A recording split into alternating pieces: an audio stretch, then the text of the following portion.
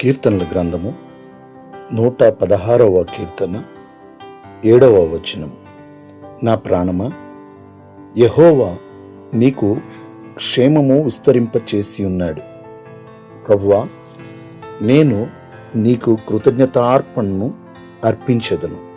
ప్రియులారా, దేవుని యొక్క లేఖనంలో భక్తుడు తన దేవుడైన యెహోవాకు కృతజ్ఞతార్పణలు అర్పిస్తూ ఉన్నాడు.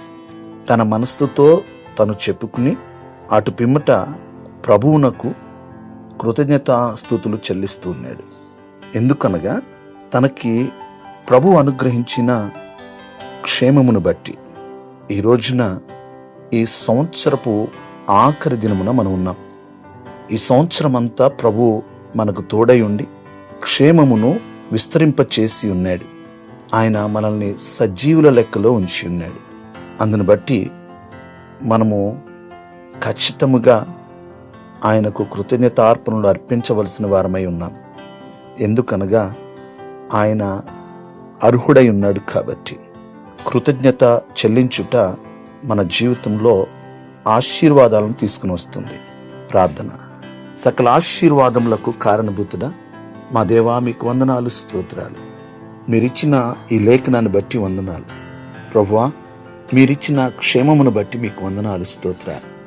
ఈ సంవత్సరం అంతా మీరు మమ్మల్ని కాపాడి మీ కృపలో భద్రపరిచి క్షేమమును మా ఎడల, మా కుటుంబం ఎడల విస్తరింపచేసినందుకు మీకు వందనాలు, స్తోత్రాలు. ఈ లేఖనము ప్రభా చదవబడి ఉండగా విని ఈ ప్రార్థనలో ఏకీభవించిన ప్రతి ఒక్కరిని, వారి కుటుంబాలను దీవించండి. వారి ఎడల కూడా మీరు క్షేమమును విస్తరింపచేసినందుకు మీకు కోటాను కోట్ల స్తోత్రాలు, కృతజ్ఞతలు అర్పిస్తూ ఉన్నాం. ప్రభువా, మీరు మాకు అనుగ్రహించిన ఈ క్షేమమును బట్టి, భద్రతను బట్టి, కాపుదలను బట్టి మీకు వందనాలు, స్తోత్రాలు. మీ నామమునికే మహిమ చెల్లిస్తున్నాం, మీకే స్తుతులు చెల్లిస్తున్నాం.